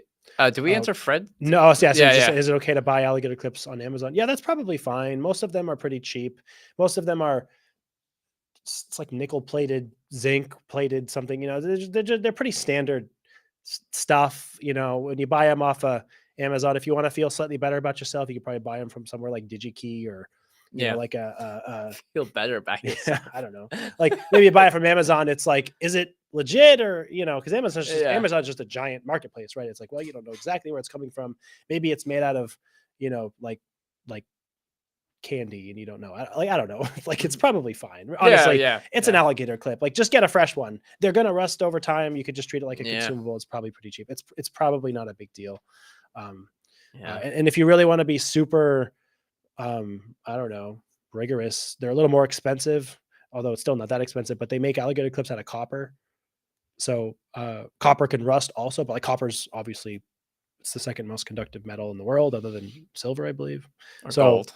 No, silver's more conductive, I believe. Really? I think silver's the most conductive it's metal. just because it oxidizes that it gives you, it may give you, like, because they use gold contacts in like the like in the semiconductor industry, and maybe I thought that had to do with conductivity. It is gold. So the order is silver, copper, then gold. Silver, copper, then gold. Yeah, so yeah. gold is obvious. Yeah, gold is very, very conductive. But okay. silver is the most conductive metal on Earth. Oh, okay. Silver's number one, copper's number two. So anyway, interesting. They don't usually make them out of silver or gold because, well, that'd be, who's going to spend $50 on an alligator clip? Oh yeah. But they make them out of copper. And my point is that if you want, you can buy one made out of copper, and it's probably going to give you a really good conductivity and connection and what have you. But yeah, probably you'll be fine getting them off Amazon or anywhere else. Yeah. Let's see. Santiago has a question. How does the potentiostat work for a 3-electrode cell during a galvanostatic charge discharge and CV? Well, do you want to talk about CV maybe? Yeah. So I guess, Santiago, you want to know a little bit more about how a potentiostat works. Let me actually pull up, have some slides on this from, let's just take one from, one second. I gave a talk. Here we go. Also, as a good plug is that I did a webinar on this, like, not long ago. At this point, it might have been a while ago. It's been a while since I've done one. It was 6 months ago or something. But I think the video's on our YouTube channel. So there's a whole video that's based on what Alex is probably about to show you on how a potentiostat operates. So you can check out our website, our YouTube channel, excuse me, which is probably where you are at this exact moment. In the webinars playlist, you'll find how a potentiostat works and IR compensation. And it's an hour-long webinar for members. So you can check that out too. So this is the circuit diagram for potentiostat. I won't talk about, I won't give you the entire how op amps work because you probably don't have time. But the applied potential comes from this thing called the potentiostatic set point. And at here, this is where you apply. It's changed over the years in terms of how it applies these signals, but most of the time it's actually digital now how these signals are generated. But you can apply a linear sweep, sine wave, step potential. So for CV, you apply a potential by applying a series of linear sweeps through the potentiostat set point. All of this circuitry here, these op amps are designed to create a feedback loop. So when you apply something like 1 volt here into what's referred to as this non-invariant input, it comes out here, this voltage output of this operational amplifier, through the counter electrode as the opposite charge. So if you put a plus value here, it'll come out negative here. So your counter electrode lead, and these are all like the leads to these electrodes. And for some reason, this didn't get formatted. So the leads that you use in your cell cable come out of here. Your counter electrode lead comes out of this high gain operational amplifier. Your reference electrode is connected to the inputs of this electrometer. Sometimes your working sense, which is a measurement electrode, is also connected to this electrometer. And then your working drive electrode is kind of separate. It's connected to this resistor and a multimeter here that can measure the current at your working electrode. And then the electrometer measures the potential, but part of that signal is fed back into the high gain op amp for a feedback loop to work. So what happens, again, this is kind of like, these are the electrodes that you put in. And the question is, in a cyclic voltammetry experiment, what is a potentiostat doing? How does it maintain its potential? So in a cyclic voltammetry experiment, let's just look at the point where we're at 0.3 volts versus the reference, which is here. And we're observing our usual duck, and we get some kind of current response. And these are the conditions. So this is something I gave a talk on. So at each point in the cyclic voltammogram, the applied potential is being fed through the potentiostat set point. And so at this instant in time, you have 0.3 volts that are going from the potentiostat set point to your invariant input. Now, what happens after that, the equation that governs the operational amplifier is this one, where minus beta, the output voltage is equal to minus beta, which is a scaling factor, times the difference between these two things, the two inputs. And that is equal to the output. So at the point, is because we're in the cyclic voltammogram and we're sweeping the potential, we need to know what is the point right before 0.3 volts. And in this case, it's something like 0.299 volts. So this is what's happening, again, very fast. I've kind of frozen this in time, that while you're scanning, this is what is happening. And you end up getting an equation that looks like this. So this is a small positive number, but it ends up getting multiplied by a very large negative number. And that large negative number changes the sign to be negative. So you apply a positive voltage, you have a negative voltage coming into your counter electrode, and it drives current to pass through the electrochemical system. And I've highlighted the reference and working sense electrodes here because no current will pass through them because there's a high input impedance in the electrometer. So current flows between the counter and the working electrode. That's the current that we measure right here. And because your working sense and working drive are normally shorted together, the potential of the working sense will change. But the reference electrode's designed in such a way that it doesn't change. So as the potential between these two is fed into the electrometer, we measure it here. But then because of this equation, because of how the op amp works, it has this fast feedback, until these two potentials are equal to one another, the high gain op amp will continue to output a voltage to the counter electrode to drive current through the system until the inverting and non-inverting inputs are equal to each other. And that is what a potentiostat does during a cyclic voltammetry experiment. I would probably say that during galvanostatic charge discharge, it's similar in the sense that you're going to apply a potential or No, that's where oh, that's the thing, right? Because Yeah, in that's galvanostatic mode, galvanostatic, yeah. yeah. So this is potentiostatic CV. yeah. Do you know? I was going to say that the short answer for how the potentiostat works for a galvanostatic is that it's more complicated. Yeah, I Right? don't know enough about I- how Yeah, galvanostats. it's actually one of these things. I've had the same situation. We in my webinar, for instance, too, I talk about the same everything Alex just talked to you about. I did a webinar on it. It's basically the same material. In fact, I stole Alex's materials to do a webinar. Thank you. And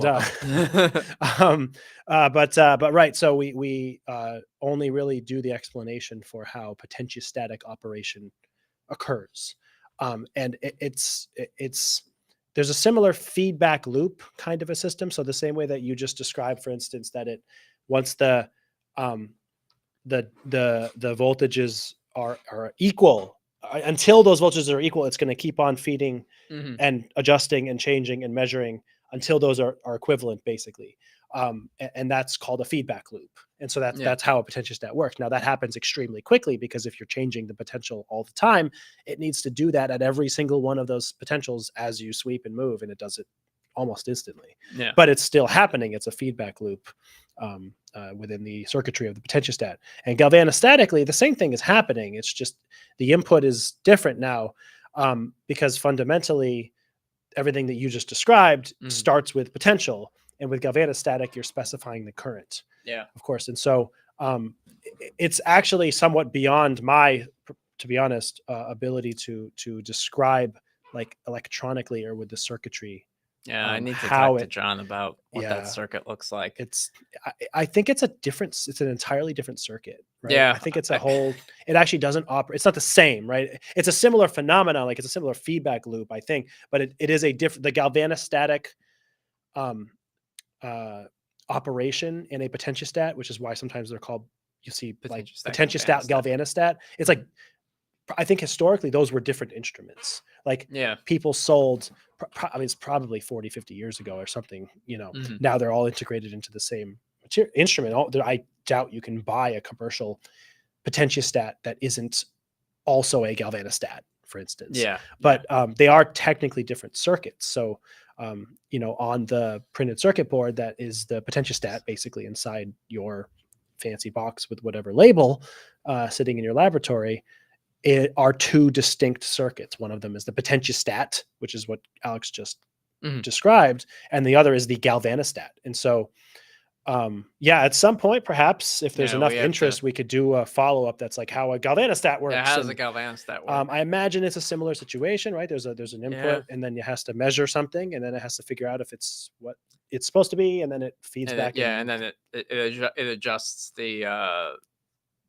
I used to think that I thought it was simple. That like, once you, because we have current values that we can measure, we would just control, like we would just say, hey, make the potential vary until the current is so whatever. that the current is this value, and it's just like, oh wait, set current value. I guess there's instead of a potentiostatic set point, there's a galvanostatic set point.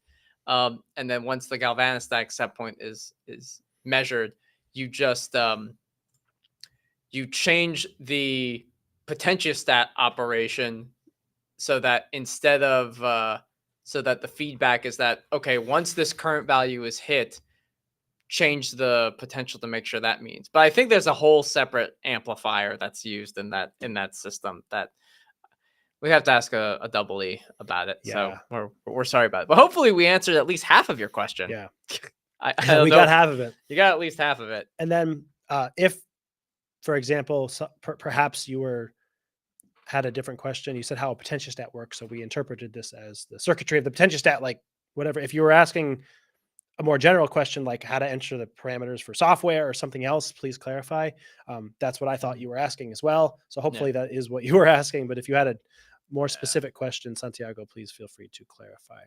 Yes.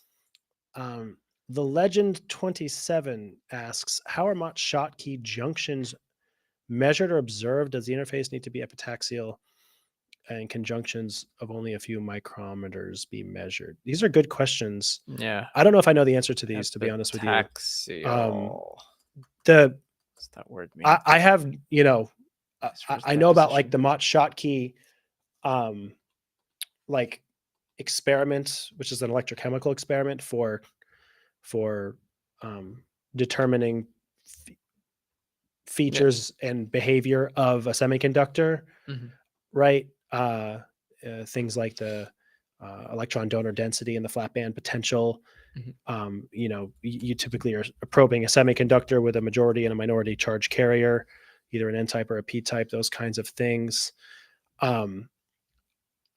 I guess the short answer is how is the junction measured using a impedance spectroscopy with a Yeah. Mott-Schottky measurement? That's one, Yeah. option. I think spectroscopically you can probably measure some of these things.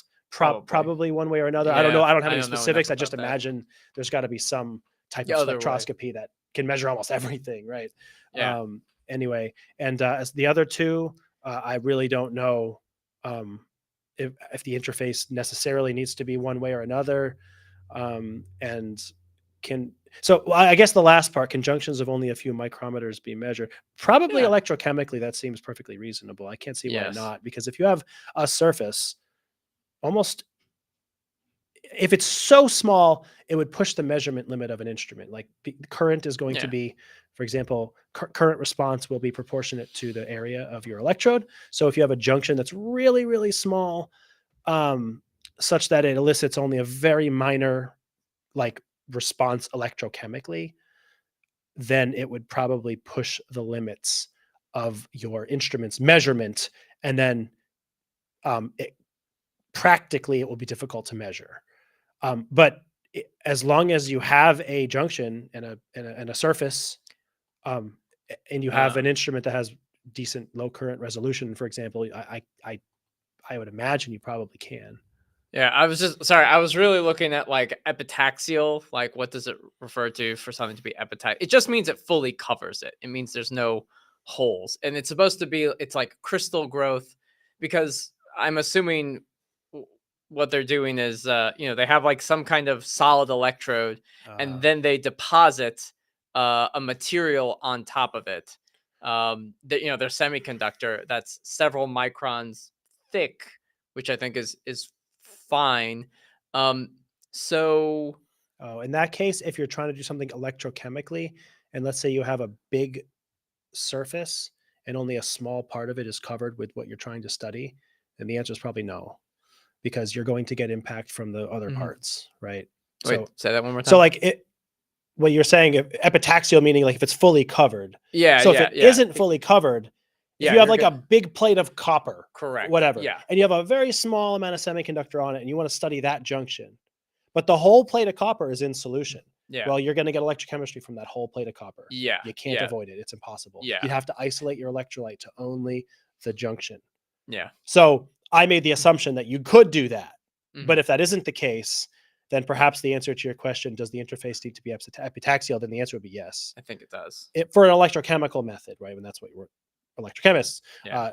If it's with respect to a different procedure, like if you have some spectroscopic procedure where you could like direct the beam just at the part where the interface then maybe is, then where you the could junction is. Then perhaps that would be you fine. could probably do that. Yeah, that would probably require a lot of precision. I mean, I guess it's possible, I think small it is. microns I think are okay, but I might go a little bit thicker, because like when you do things like Mott-Schottky and you're creating space charge capacitance for measurements, the space charge capacitance is how thick is it?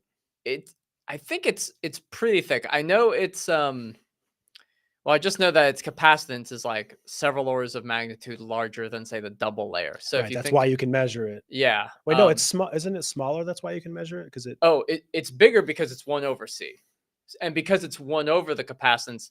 Oh wait, maybe it's the other way around. The smaller one is the one that impacts. Right. It has a smaller capacitance, but I'm thinking about distance, right? I'm confusing capacitance and distance. Right. So the electrical double layer has a larger capacitance. It's very small, like it's like a it's like angstroms in some cases. Yeah. The space charge capacitance. The space charge capacitance. It's thicker but less capacitive. Is that right? Yeah, it's thicker and necessarily less capacitive. Okay. and because you have 1 over C, that dominates. It dominates, right. the Right. signal. It's an inverse. So the smaller capacitance means that it dominates compared to the other one, Yeah. basically. Yeah. And Okay. to have a capacitor so big, the space charge layer is kind of big. Yeah.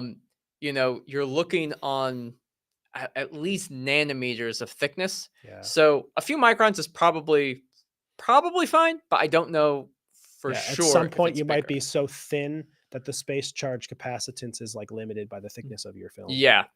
So, and the amount yeah. of, and to a degree, it's also like the amount of charge you're able to move. Yeah. Um, I would look, if you can, and find literature of the material you're studying and just try to like Google Scholar search something like Mott-Schottky space charge thickness, Yeah. something like that. See if someone has like, this is the kind of thing that probably people, if they've written about it in a paper, would have just sort of written it as almost like a throwaway, like Yeah. space charge thickness is generally assumed to be, and they'll write whatever the range is, Yeah. so you can get an idea, because I think you're right, it definitely is thicker than the it's Than the double but layer. the question is, if it's 100 nanometers, you're okay. If it's 500 nanometers, you're probably okay. If it's like 1 to 10 microns, you might be in trouble. Yeah, you might be in trouble. I Yeah. don't think it's that. I don't know, to be I don't think honest. it's that I mean, big, I but- think you're but probably yeah. right, though. I think it is definitely thick enough that you want to just check, like check and you make wanna sure. just check that Yeah. it's kind of thick. That seems like a good idea. Yeah. I think hopefully that answers our question. All right, Joaquin has a question. Hello, can you please Yes. explain what a Gerischer element is and what processes it represents? Thank you. A Gerischer element is a circuit fitting element that is used, admittedly, pretty rarely, and only in some specific situations is it used. And so a Gerischer element is one that describes a chemical and electrochemical process simultaneously. And so let me check. I don't know. I think I have. I usually gloss over the Gerischer element in my webinar, for instance. I think I have the equation for it. Give me 1 second while I pull it up in my impedance series here. I think it's in this one. It's in one of these anyway. There's my picture of an alligator clip, which is brilliant. Gerischer element. All right, so let me share this little slide from my webinar series. Kind of show you. Forget about all this stuff. Just get rid of all this. Look at the Gerischer element. So, right, you can just see basically what I just said. It's a coupled chemical and electrochemical reaction. And the caveat is it's an irreversible chemical reaction. I don't think I mentioned that. And typically it's related to diffusion. And so the assumptions that are being made here is again, it's a chemical step that is usually associated or coupled with or related to the diffusion process. I don't know, this ventures into sort of, you talk about like electrochemical simulation. You can sometimes have like EEC reactions or whatever. This is probably the impedance equivalent of that, so to speak, where you have a chemical process occurring. Very rarely in impedance or in a lot of electrochemistry is there an opportunity to probe like at the same time with the impedance data a chemical property. Usually you have to do extra sorts of analyses like Kotecky-Levitch or Tafel. You sort of extract the stuff later. The Gerischer element is a cool opportunity, for example, if you have this sort of coupled irreversible chemical reaction going on, to do impedance, a purely electrochemical technique, and extract from the circuit fitting algorithm a value for this K, which in this case would be, I think it's exclusively a first order heterogeneous rate constant. I think it's first. I think it's because it has to, where the units have to work out, which it's first order is 1 over seconds. Is that right? Or is it unitless?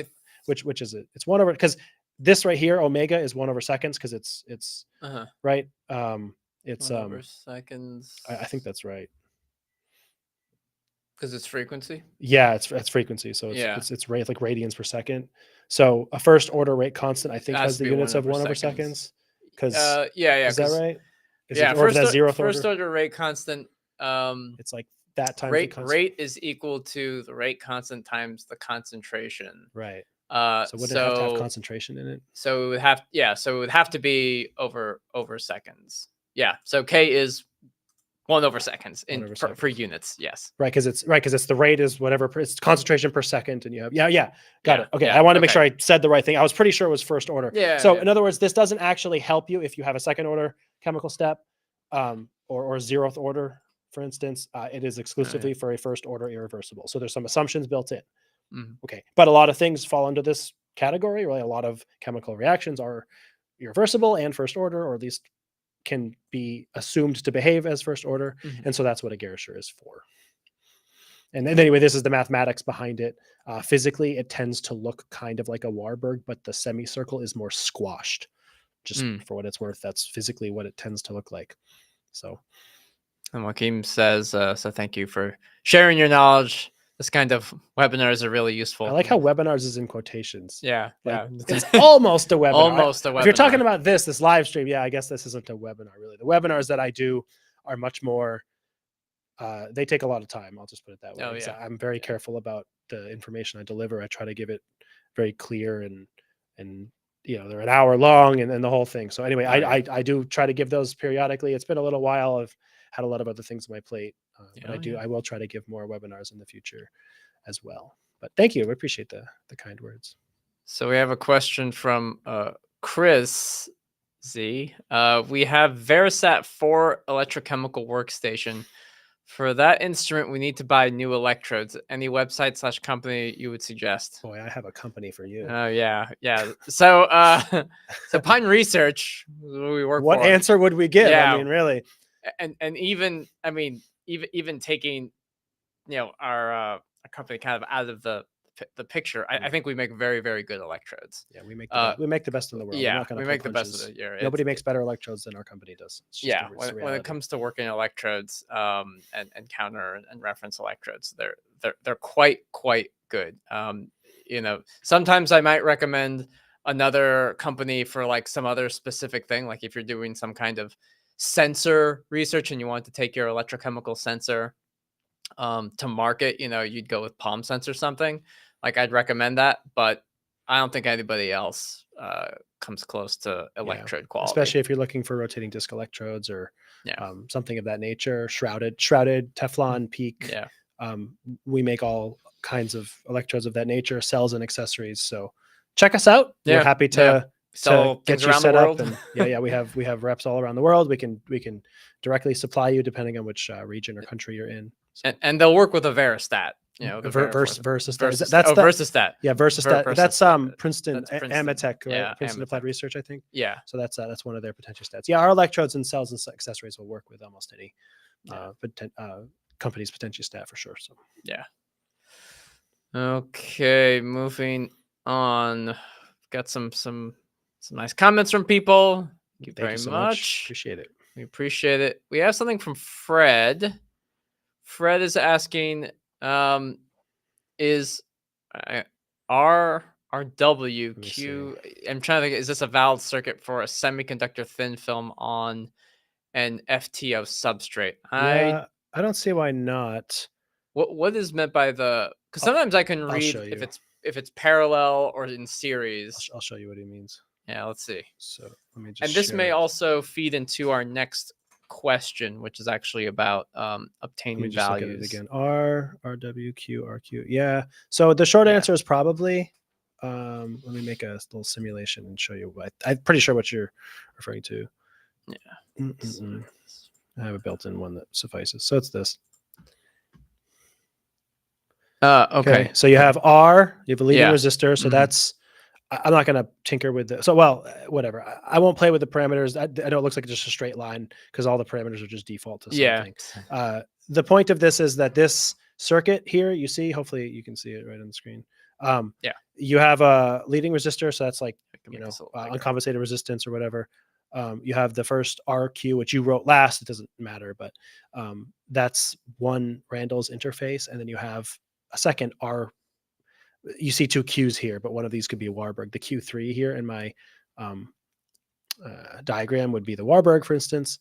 This would be a second Randall's element or interface with diffusional element. So this kind of circuit can absolutely represent a semiconductor thin film. And generally it's because when you have a thin film, you have multiple interfaces. And for that, I will bring up another, I think, let's see if this, let me see if this, I think if I pull up one of my other webinars, I'm going to pull up a diagram so I don't just, I'll talk you through advanced fitting.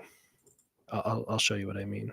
Yeah, he said yes. Q3 should be a Warburg. Yeah, exactly. I just pulled it up quick because rather than drawing it out, I just had a thing. So this is the reason why, or at least an explanation, if you will. This one here. So you can imagine something like this. You have a substrate and you have a film and you have electrolyte. And so you typically can apply something like a Randall's element to any interface. And so you have this R actually, to be honest, should probably be up here. This is the uncompensated resistance. So whatever, I just drew it. It doesn't matter where I draw it, but you have an uncompensated resistance. And then you have this first Randall's element here, which is the RQ you wrote last. Again, the order is irrelevant. It's the same mathematically, technically.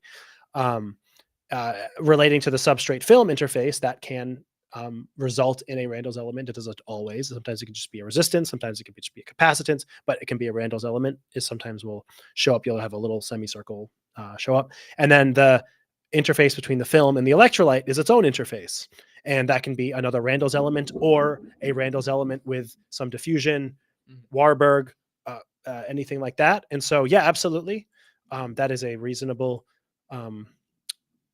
circuit analog to apply for that system. It depends on what your data looks like. It depends on what, specific electrochemistry you're studying and what processes you believe are occurring on the surface. But absolutely, yes. And actually, while we're on the subject, we have Giri Sankar Suresh is asking, can you show how we can obtain the value for RCT, RS, and CDL from the fitted Nyquist plot? So I don't know if you want to bring up I can do that. fitting again. And it's not a very complicated thing. Once you have fitted, usually there's just a tab that has values, like fitted values, and it'll show you what your RCT, your RS, your CDL are. In fact, you're usually changing those values to make the fit actually work. I think we're losing power. Are we losing power? I hope we're still here. My computer I'm here. Okay, I think we're still good. There's a thunderstorm. There's a thunderstorm rolling in, so I hope you can all still hear us. It appears we're still here. My computer just flickered for a second. Oh, okay. It's back. I think we're here. Sorry. Yeah, you're here. You're here. It's good. Yeah. I can also try to pull up check it on your phone. I'll show. We're just going to double check that everything we're saying is being heard by everybody. It's possible. The lights are still on in here. The lights are still on. Hopefully we're still good. I think we're good. I think so. And I'm even looking on on the live stream here. If we do like it's fine. Leave you abruptly, apologies in advance. It seems like at the moment there is a thunderstorm rolling into where we are, and so who knows? Who knows? But I'll show you very briefly here how you can get these parameters. This is just an example of where's my Nyquist plot? This is an example of a very simple Nyquist plot. I'm here. Sorry. Are you good? Oh, that was you. That was my my internet. Yeah, you're fine. Yeah. Okay. I should hopefully be let's move the question away. Here's a simple Nyquist plot. You can see it's just a semicircle. I'll do a circuit fit on this circuit fit, and hopefully this goes relatively easily. Bigger so people can see. Okay. So when you're doing your circuit fit, as Alex said, frankly, the quickest way to get the values of RS, which is the leading resistor, so here it's R1, RCT, which is the charge transfer resistance, which in my specific case is R2, and then CDL, which would be like the capacitance or the constant phase element. Q1 here is from the fitted values. So they're actually in your, it depends on what software you use. This is my company's circuit fitting software. And you can see the values for my surface, uncompensated resistance is about 0.367. I'll just go to the results tab.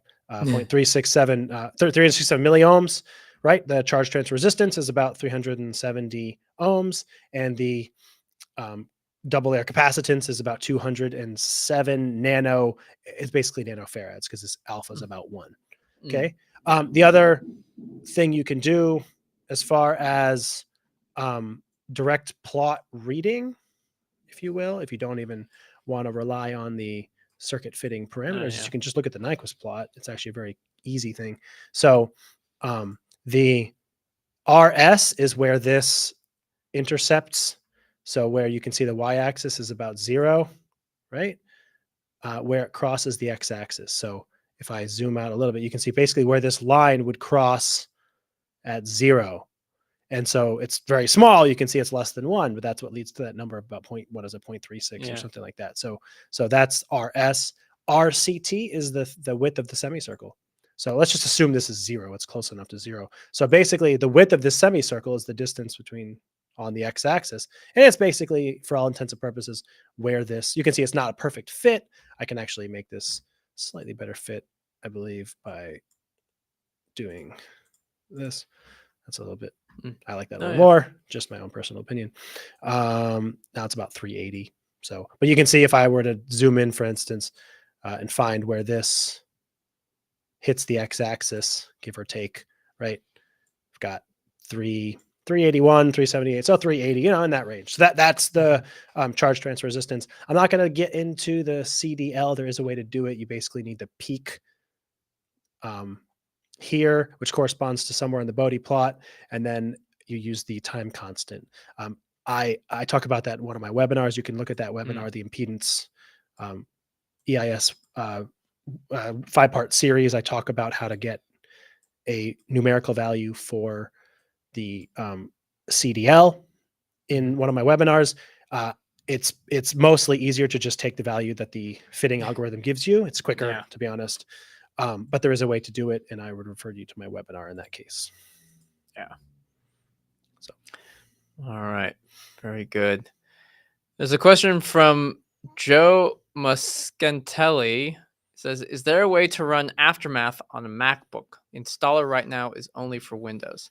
So if you want to control a potentiostat, one of our potentiostat, it has to be on a Windows operating system. So if you're using Aftermath to control one of our many potentiostats, it does need to be on a PC, Windows. But we do have, if you're doing, say, data analysis, or recently we now have CV simulation. We're doing a bunch of circuit fitting recently.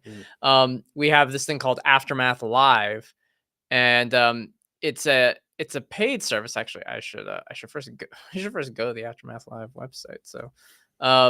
So one thing that we want to have for users, people, is like if you want to do simulation, CV simulation, you can go on to Aftermath Live, and it allows you to be on. So let me actually just try to launch it. I'll see if sometimes it can take a little bit of time, but it'll be Aftermath in a web browser.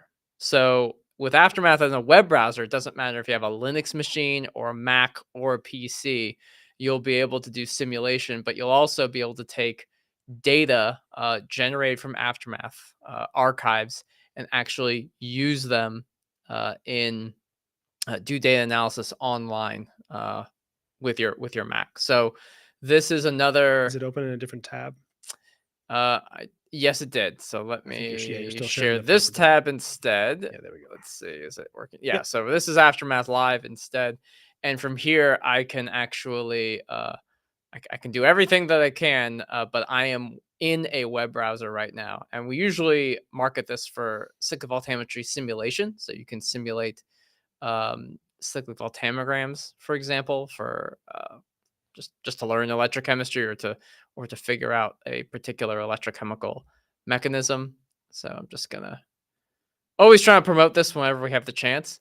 But you can also do data analysis by uploading archives to Aftermath Live on a Mac if you're doing data analysis later. So just showcasing some of this stuff for you. So hopefully that answers your question, Joe. But unfortunately, yeah, we do not have we don't have an installer for Aftermath Live. Sorry, for Aftermath on a PC. Yeah, but Aftermath Live was actually a really big deal because we know that a lot of folks do use MacBooks, and especially for some academic or for class kinds of things. Aftermath Live is a way that you can access that on a Mac. So, if that is something that you're interested in, either for a classroom, supplement, or for data analysis, like you just said there, it's accessible on both PC and Mac. So hopefully that's useful for you. Yeah. Okay, so I think we covered everything. I think we did cover everything. Just make sure. Yeah. Let's see here. Yeah, I believe we're caught up. Yeah. So I think this is pretty good here. Oh. Looks like Giri Sankar has another question. Yeah. One more doubt while we are doing EIS analysis for alkaline HER. We don't often get a complete semicircle. Do we need to change a parameter to obtain a better, I assume just a better result, or get a full semicircle? So first of all, to get a better semicircle, very possibly, yes. But the goal is not necessarily to get a full complete semicircle, to be clear. For HER might be a difficult one specifically, because the hydrogen evolution reaction requires you to be at a pretty negative potential, where sometimes you get some gas generation, hence the hydrogen, of course. And when you have that happen, sometimes the electrode condition can be a bit unstable. The current won't stabilize too easily. In some situations, it can be tricky to get clean data when doing basically OER or HER. It's one of the hazards of these kinds of studies, right? You are producing gas, which necessarily breaks up the electrode-electrolyte interface to some degree, and can make the current readings a bit noisy. And if they're noisy and messy, then your impedance validity can suffer and things like that. So it's tricky, right? Now, generally speaking, if you have, for whether it's HER or anything else, if you have like one Faradaic reaction that occurs at some potential, as you increase the overpotential for that reaction, the semicircle will start to complete more. And to a certain extent, the width of the semicircle will go down. And that's because as you change your potential and start polarizing more, you start driving that Faradaic reaction more. You're providing more energy to complete that Faradaic reaction. And so the charge transfer resistance is decreasing. And as I just showed you, the width of the semicircle is proportionate to the charge transfer resistance. So one of the possible explanations, for instance, might be that you're getting an incomplete semicircle because your applied potential is not low enough. So you are doing HER, but you have a pretty high charge transfer resistance because you're not at a very low potential. Your driving force is not very high, and your overpotential is relatively low. And so it's corresponding with like a partial semicircle, which, in other words, you can look at it as it's a very big semicircle that if it were to complete, it would go, it would go out far, and it's a bit, you have a big resistance value. You can still do circuit fitting on that. You can still measure the resistance there. So it isn't as though you really need the semicircle to complete. You can still measure it. You can still do circuit fitting and still get an estimate of the charge transfer resistance. But in this case, you might, if you are insistent on trying to get a better looking semicircle, let's just say, you can try increasing the overpotential, which for the HER probably means decreasing the potential. And perhaps as another two other pieces of input is that if you're doing alkaline, the potential at which the HER is going to occur is going to shift more negatively. As the pH goes up, the potential at which things occur goes the other direction. So electrochemical reactions shift at a rate of about minus 60 millivolts per pH unit. This is actually directly calculatable with the Nernst equation. But basically at high pH, alkaline, right? All of your stuff shifts more negatively. So if the HER was normally happening around 0, and you're at a high pH, maybe it's now happening at minus 500 millivolts. And so you did minus 400 and you said, oh, that should be enough. But I didn't take into account the pH. So maybe you just need to apply a more negative potential, accounting for your reference electrode too, and all sorts of stuff, right?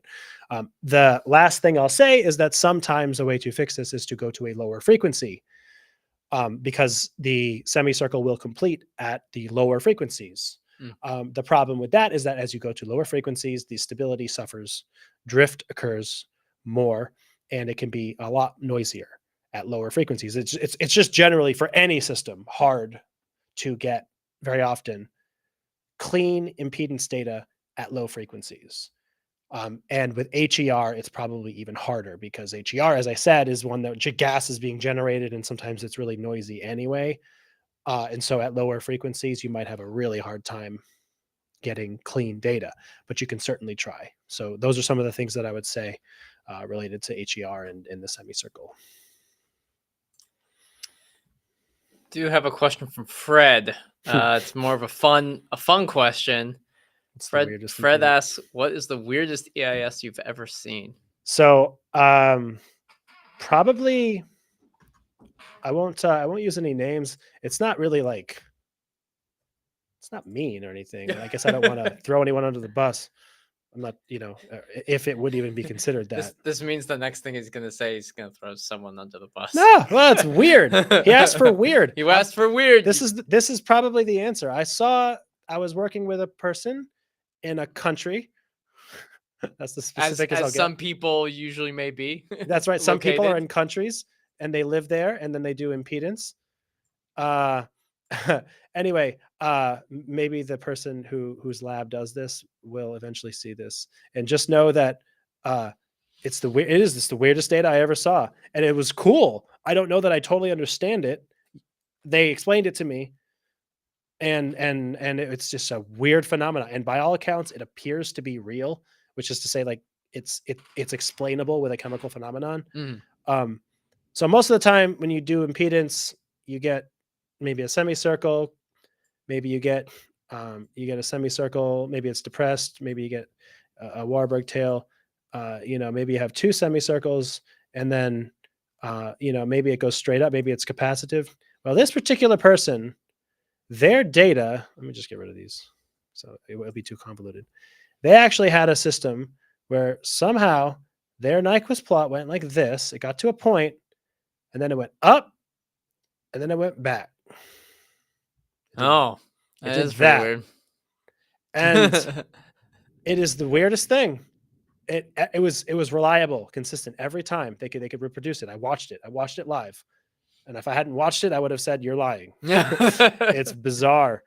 It gets to a certain point and then it tails back towards, but not sometimes if it's a loop, when you have a loop, sometimes, you sort of do this, it'll tail back, but it'll loop and do that. I've seen that before. That is also kind of weird. That's also kind of weird. But you see that from time to time. It's actually not that unusual. You see it in corrosion experiments sometimes and stuff like that. This one just shot back upward in that direction.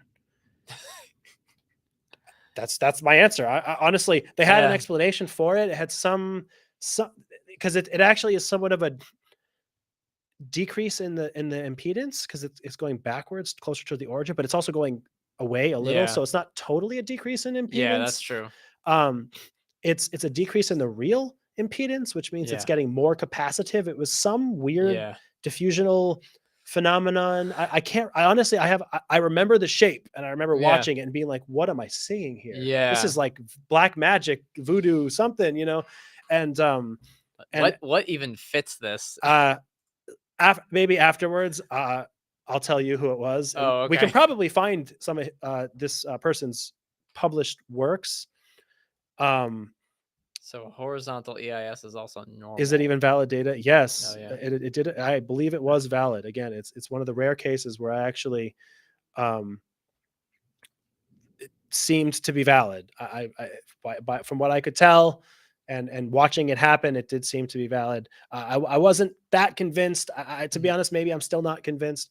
But this group is a very. I mean, I suppose I'm not throwing them under the bus because I'm complimenting them. It's a very the professor is a very smart person who knows what the group is doing very well, very smart, like just it's not hack stuff. They're not just like, whatever, it's fine, or like a student who gets some bad data and just tries to pass it off as something real. Like this is a very good research group. They really know what they're doing. Very rigorous electrochemistry. I can say that with absolute confidence. So very, very, very nice person, nice group. Like I've only good things to say about them. And I can say that with I'm not convinced of this particular thing. It's very weird.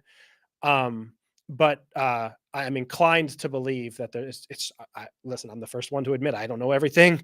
There's certainly something I probably just don't understand fully. But it blows my mind a little bit because you don't see that very often, right? It's a very odd, it's some steel or iron or metal, some metal. Oh, And it's related to a passive film diffusional something. There's something like that. Again, I forget the explanation exactly, but yes, it was a repeatable phenomenon. wow. So horizontal EIS is also normal? No, this is apparently normal, but generally speaking, horizontal kinds of lines that go out like that, like we talked about earlier. Someone asked a question about that.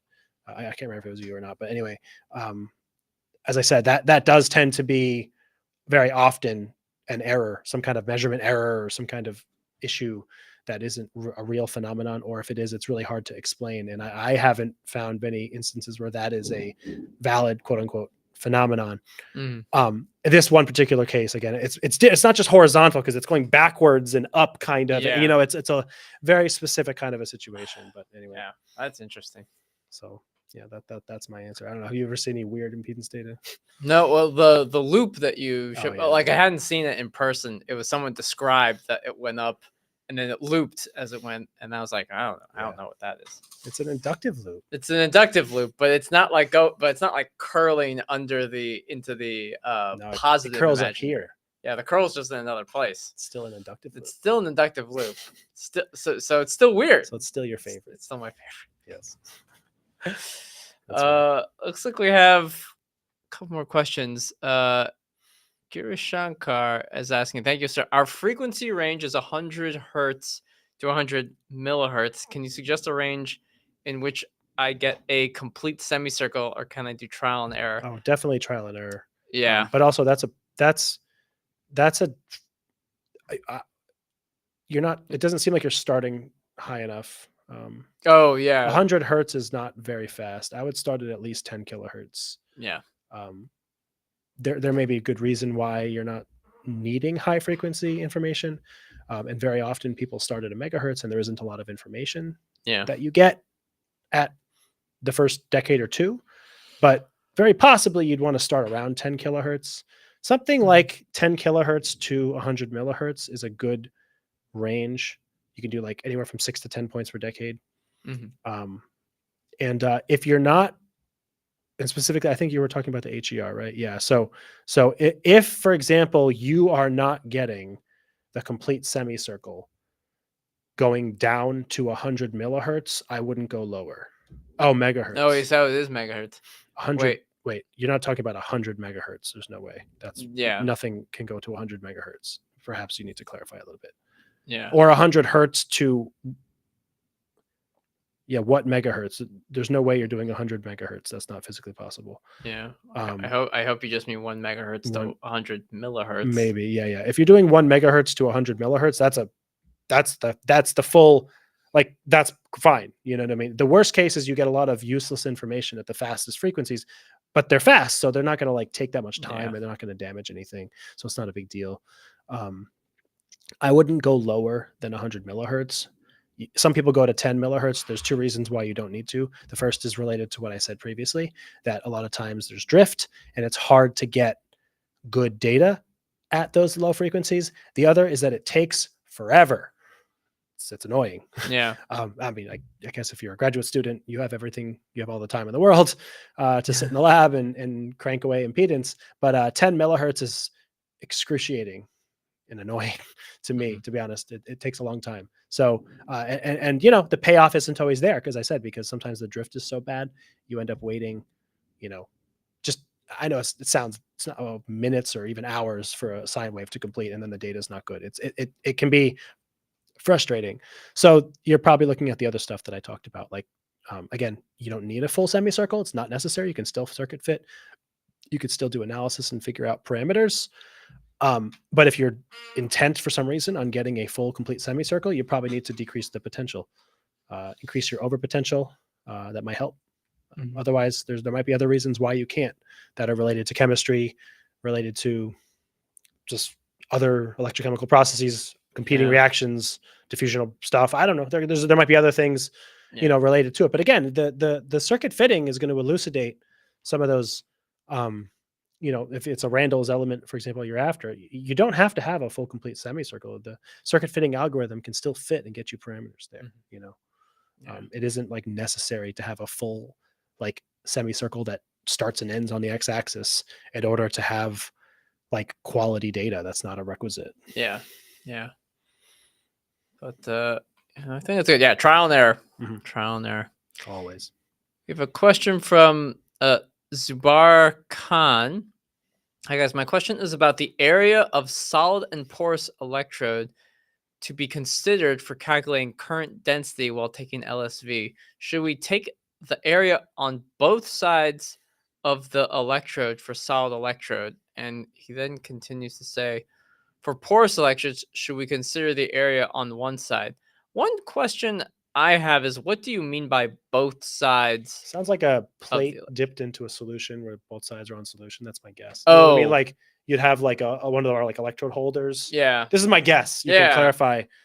You know, when you dip a electrode in solution, and it's like a square that's in solution. There's solution on both sides. I'm guessing. That's my guess. What you? If that's the case, then yeah, you need to have both sides because that's what's exposed. Yeah. And some people are super rigorous and they include the edge, which is like a very minimal amount of area. You can include that if you want to. Yeah. Whatever is touching the solution, the area that's touching the solution is going to be the thing that is going to give you an LSV signal when you're trying to determine the current density for an LSV. So so if it is a porous electrode and there's solution inside the pores, you will need to take that into consideration. It depends. If you have a very high, like if you have a very high surface area and you know that's not similar to the geometric surface area, then you have to you may have to do some other calculations or studies to figure out what the area is. But yeah, okay, front and back side of the electrode. Yep. Yeah. Everything that's connected touching the solution. Sometimes you'll see in papers like people will clarify, for instance, like my current density is like, you know, current per geometric area. Like if there's a situation where, for example, you have porous or some sort of a heterogeneous surface or something, I don't know, rough surface or something, but maybe you don't know precisely the electrochemically active surface area or the actual exposed surface area or something of that nature, but you know it's a 2 centimeter by 2 centimeter square or something, right? Times 2 front and back, whatever. Then you can report your current density as per like geometric cm squared or you know, something like that. People will do that. They'll clarify that kind of current density, for instance. And then it's at least clear that I'm using geometric surface area because quite often, unless you have, which perhaps you do, and if you do, you know, it's a good idea.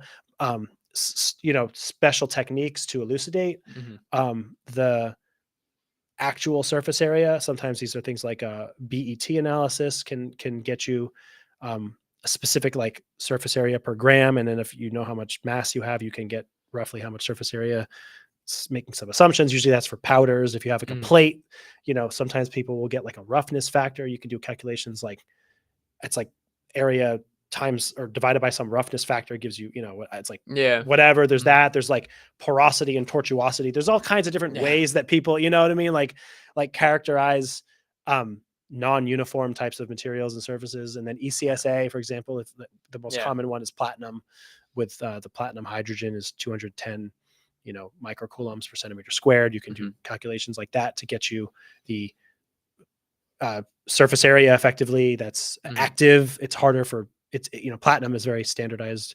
It's harder to figure out how to do it exactly for other materials. It's not quite as standardized. Generally, it's like you can kind of normalize it however you like. You just need to be very clear about how you've done that, right? So if it's not really tenable for you to know exactly what the surface area is taking porosity into account, you can just normalize to the geometric surface area front and back and specify that in your manuscript or your presentation. Say, this is normalized current density to the geometric surface area, right? And the reality is that, well, if you think it through, if the actual surface area is higher, you would be dividing by a bigger number. So in theory, you might say something like, these current densities might be inflated technically because the actual current density might be somewhat smaller because I actually have more surface area here. So you would just have to be careful you don't sort of overestimate. Oh, look, my catalyst gives me, this great current density. And it's like, well, it's actually not that good because you're not taking into account all of the surface area. It's a normalization thing. So those are just some thoughts about it, I guess.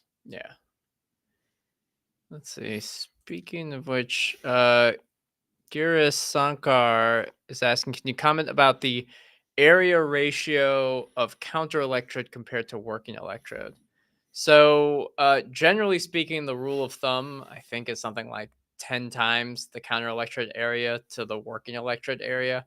It's a general rule of thumb, but basically the important thing between counter electrode and working electrode area is that the counter electrode is designed to balance charge between the working and counter electrode. Like if there will always be charge balance between these two, and if you're doing a reaction on your working electrode, and let's say it's a very interesting catalytic reaction, you're generating a lot of current, that equal and opposite current must be generated at the counter electrode. So you want these larger area counter electrodes to balance out that charge. It's easier to disperse that charge across a larger area counter electrode.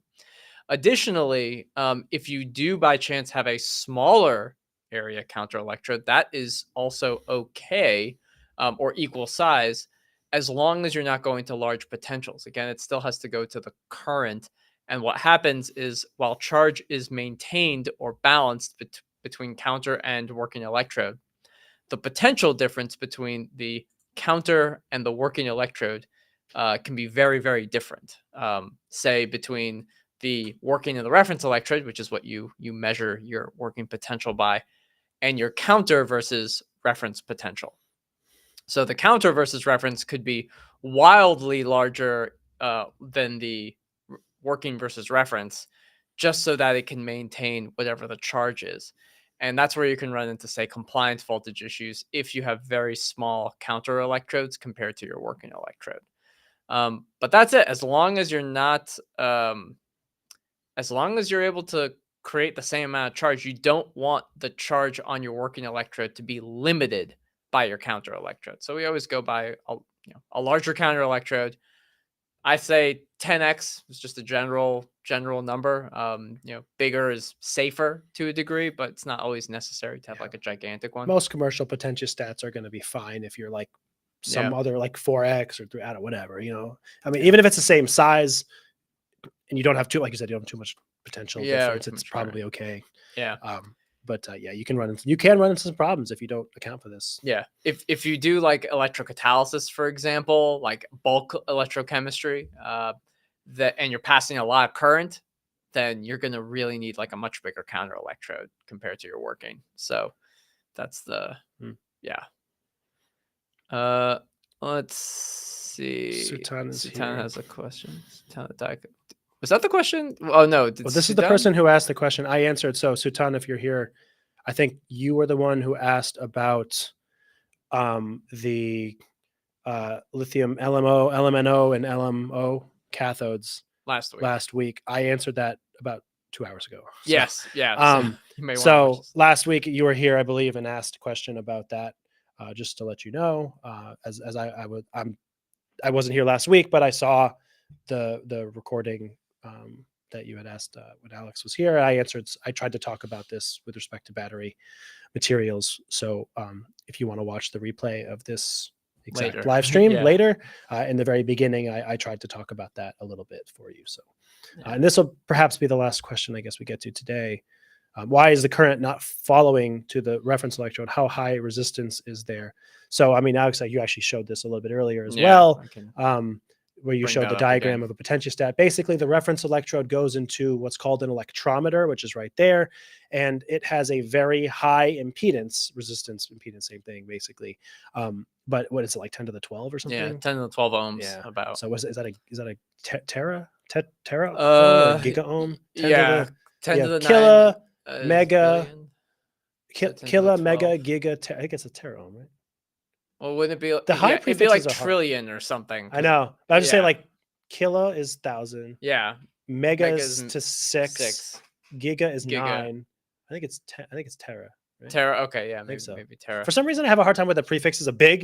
We do small so much more. That's true. So That's I don't pull the prefixes quickly. But anyway, tera ohm. It's 10 to the 12. It's high, right? It's really high. It's to the perspective that, again, it's like, if you invert it, you can think about V as IR. So the current for 1 volt would be 10 to the minus 12, which is femto. So femto amp. Like a femto, like that's why, you still have a measurement. Right. You have to have some current happening, but it's so small. So that's, it's essentially the reason why current is not following to the reference electrode is because it goes into a operational amplifier called an electrometer that has an impedance of about 10 to the 12 ohms. And that's how high it is. And I guess there's your answer. So it's not the reference electroconstruction, which I used to think it was. I thought that the FRIT made it that way, but the FRIT does not do nearly that high of an impedance. No, the FRIT is usually 10, 1,000 or 10,000, something in that range. Yeah. Okay, that's gonna do it, I think, for us this week. It looks like Zubair has one more. Maybe we can. Let's see. One more question. Anode OER turns black after electrolysis and blocks the pores. Is there any procedure to stop it? No, because you have a very high potential, and that's probably what's happening. So, well, I shouldn't say no. Probably not. So, OER requires a high potential, and if your anode is not the best at doing OER, it probably requires a higher potential to proceed, and that's probably causing some agglomeration, and it's probably causing some over-oxidation, perhaps. Oxidation, for example, can cause things to appear black, like it's some oxide, it's some material, I don't know what, specifically related to your material, but sometimes oxides of certain metals will appear black, especially in nano-sized materials. And that's probably just what's happening. And so it's probably something that's somewhat innate to your electrocatalyst.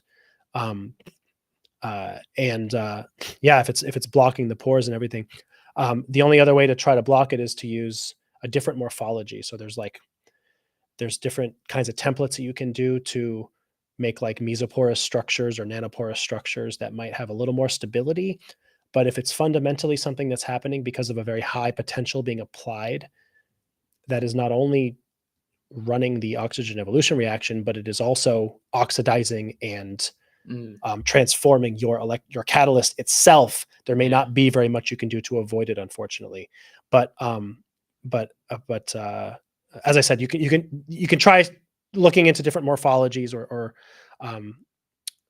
synthesis procedures of your material, and that might help, perhaps. So let's give that a try. All right. Well, I think we're gonna call it for today. There's we know that there's a question. I think on the next live stream we will we will take Yeah, that join us next question. week, I think, and we'll hopefully be making our debut on LinkedIn as well. Hopefully, yeah. Hopefully everything goes well with that. Yes, we are trying to stream on multiple platforms and make this We're- accessible to as many people on different platforms as we can. So hopefully we'll be there next week. But Yeah, we'll see what yeah. happens.